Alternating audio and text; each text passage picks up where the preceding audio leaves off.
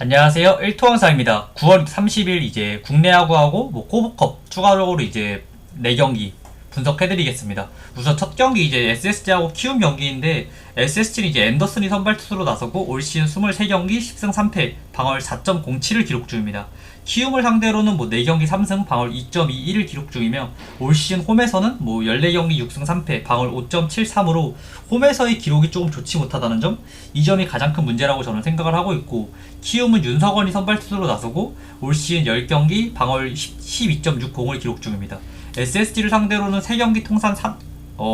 통산 모두 불펜으로 나와서 3이닝 무실점을 기록했고 올 시즌 원정에서 6경기 방어율 14.54로 기록 자체가 상당히 좋지 못하다는 점. 양 선발 자체 투구 내용을 조금 말씀을 드리면 포심의 구사율이 상당히 높기 때문에 구종 패턴이 투구 패턴이 굉장히 단순하다는 그러한 단점을 갖고 있는데, 윤석원 같은 경우에는 공의 구위도 상당히 좋지 못한 투수이기 때문에 아무래도 윤석원 같은 경우에 이번 경기 선발 데뷔전인데 원정 경기다, 그리고 장타 억제가 전혀 안 되는 투수인데 공의 구위마저 좋지 못하고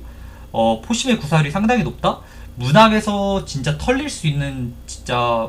근거가 너무 많다라고 생각을 하고 있기 때문에 이번 경기 윤석원은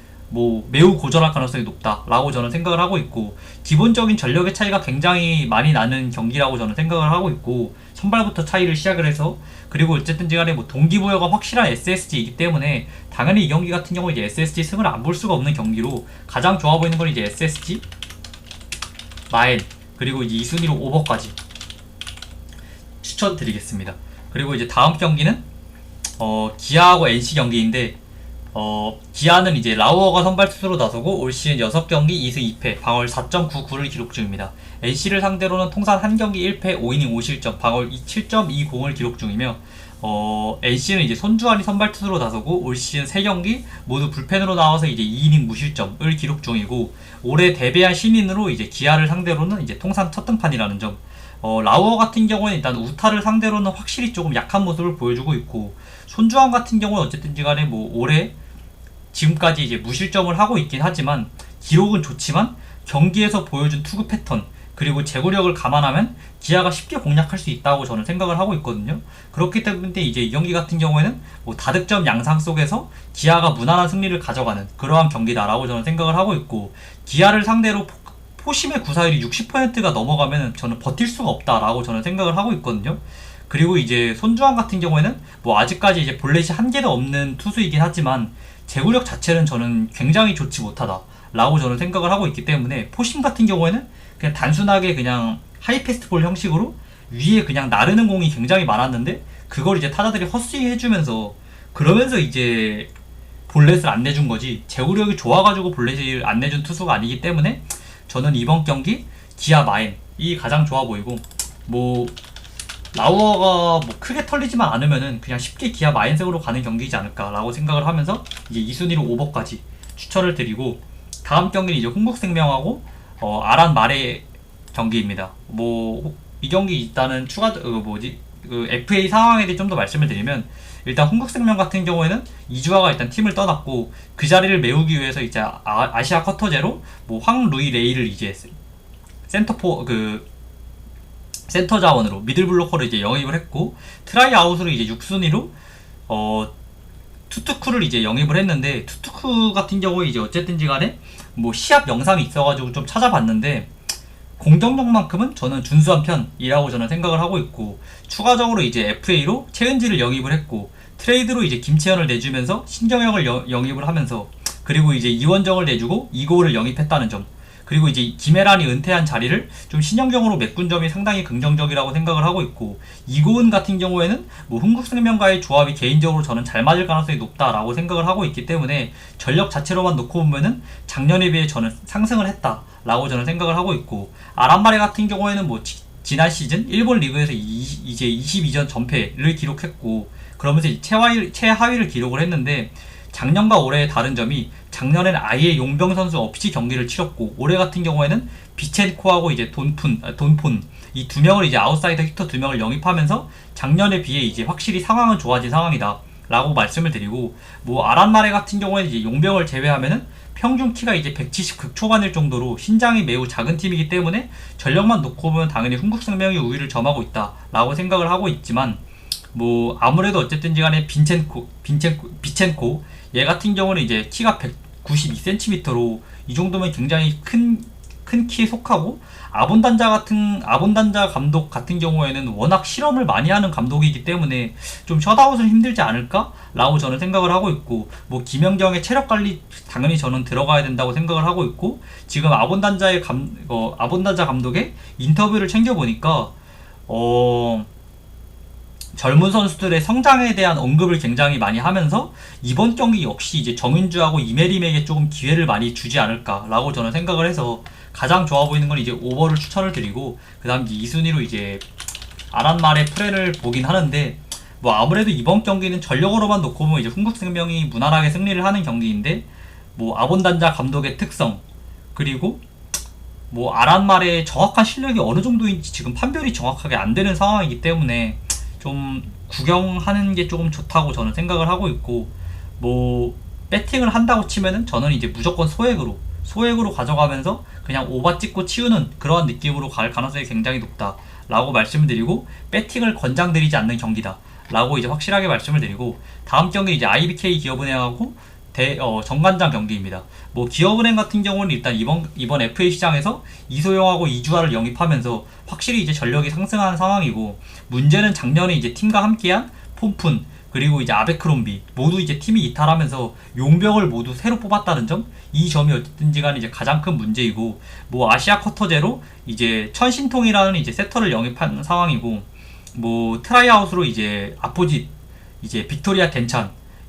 이렇게 영입을 했는데, 이 용병 2명에 대한 실력이 아직까지 확실하게 공개된 게 없어가지고 뭐 영상이나 이런 것도 없다 보니까 이번 경기 역시 조금 IBK 기업은행은 첫 경기를 좀 보고 가는 게 좋다라고 말씀을 드리고, 추가적으로 이제 김현정하고 신영경이 이제 트레이드로 팀을 떠났지만 리베로 자리에 이제 어쨌든지 간에 뭐 신영경이 떠났어도 김채원이 작년에 확실히 자리를 잡는 모습, 올해 이제 국가대표까지 이제 선발되면서 많이 성장한 모습을 보여줬고, 미들 블로커 자리에 어쨌든지 간에 뭐 김현정이 이탈을 했어도 이주아를 영입했고, 원래 기존에 있던 최정빈이 있기 때문에 뭐 이번에 트레이드로 이탈한 신영경하고 김현정의 이탈은 뭐 크게 문제가 되지 않는다 라고 말씀을 드리고, 정관장 같은 경우는 이제 이번 FA에서 이소영이 이제 이탈했고, 그래도 어쨌든지 간에 이제 보상 선수로 표승주를 데려오면서 좀 이소영의 공백을 조금 메울 수 있는 상황이다. 그리고 이제 메가와의 재계약에 성공했다는 점이 굉장히 긍정적이고, 근데 문제는 이제 지아가 팀을 떠나면서 작년에 이제 도로공사에서 뛴 부키리치를 영입했다는 점, 그리고 이제 한송이가 현역을 은퇴했다는 점, 이 점이 이제 전력 누수가 조금 있긴 하지만, 그래도 어쨌든지 간에 뭐 한송이가 이탈한 자리, 센터 자리, 미들블로커 자리에 정호영하고 박은진이 버티는 센터 라인은, 이 두 명이 버티는 센터 라인은 저는 어쨌든지 간에 리그 내에서만큼은 최상위권에 속한다고 생각을 하기 때문에 큰 문제가 없다라고 결론을 지을 수 있고, 그리고 이제 최근에 열린 국제대회에서 두 번의 국제대회를 참가를 했는데 그 두 대회에서 모두 우승을 차지하면서 팀 분위기가 상당히 좋은 상황이라는 점, 결론을 말씀을 드리면 이소영의 합류로 확실히 전력이 좋아진 기업은행이긴 하지만 세터를 용병으로 쓰기 때문에 아무래도 이제 조직력에 대한 문제가 있을 수밖에 없다고 생각을 하고 있고, 신장에서 저는 정관장이 압도적인 우위를 점하고 있는 그러한 상황이기 때문에 두 팀 맞대결에서 이제 풀전력으로만 붙는다면 전관장이 더 유리하다고 저는 생각을 하고 있는데, 다만 지금 정관장 같은 경우에는 메가의 출전 여부가 확실하게 정해지지 않은 상황이고, 아무래도 어쨌든지 간에 지금 컨디션 관리에 초점을 맞춘다는 얘기가 많기 때문에 아무래도 뭐 컵 대회에서만큼은 풀타임을 뛰지 않을 가능성이 굉장히 높고, 뭐 첫 경기다 보니까 아예 그냥 출전 안 할 가능성도 저는 있다라고 저는 생각을 하고 있기 때문에 메가의 출전 여부를 알고 가는 게 가장 중요하다라고 저는 생각을 하고 있고, 정관장 같은 경우에는 어쨌든지 간에 뭐 공격이 강점인 팀이 이제 됐다고 생각을 하거든요. 왜냐하면 부키리치 같은 경우에는 아포짓, 리시브 참여를 덜하는 아포짓 포지션이고, 메가 같은 경우에도 이제 아포짓, 리시브 참여를 둘 다 안 하는, 둘 다 아포짓 자원들이기 때문에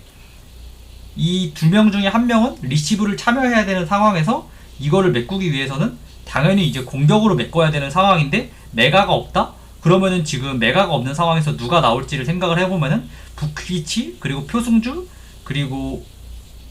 박혜민 이렇게 이제 세 명이 나와버리면은 진짜 리시브가 저는 말이 안 되게 흔들릴 상황이라고 생각을 하거든요. 그렇기 때문에 메가가 출전하지 않는 상황에서는 정관장을 전혀 볼 수가 없는 상황으로 이 경기 같은 경우에는 뭐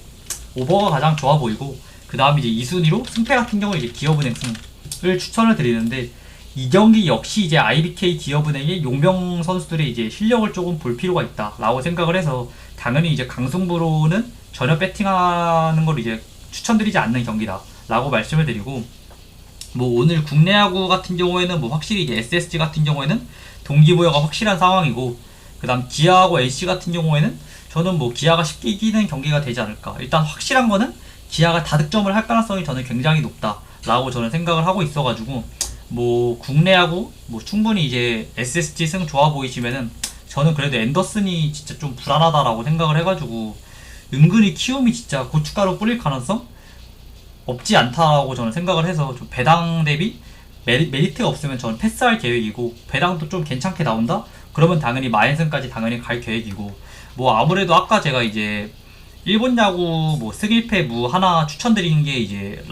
세이브하고 니프렘 경기 승일패 무 추천을 드렸는데 그거 이제 승일패 무하고 뭐 SSG 마엔, 기아 마엔 이런 식으로 이제 배당을 조금 올려가는 식으로 고배당 라인 하나 잡고 가는 게 조금 좋아 보인다. 소액으로 이제 고배당 라인 하나 잡고 가는 걸 추천을 드리고 뭐 강승부 간다고 치면은 뭐 SSG나 기아 뭐 둘 중에 하나 뭐 둘 다 아니면 뭐